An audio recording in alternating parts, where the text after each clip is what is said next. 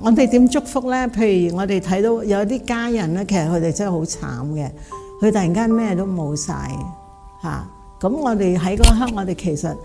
我哋希望呢個受害者呢，喺最短嘅時間呢，去得到社會嘅支持啦，佢貼身嘅煩惱可以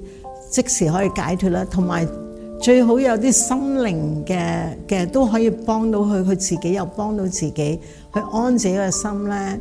去祝福佢盡快可以離苦得樂，有多啲貴人去幫佢扶持，同埋可以幫到佢轉化佢嗰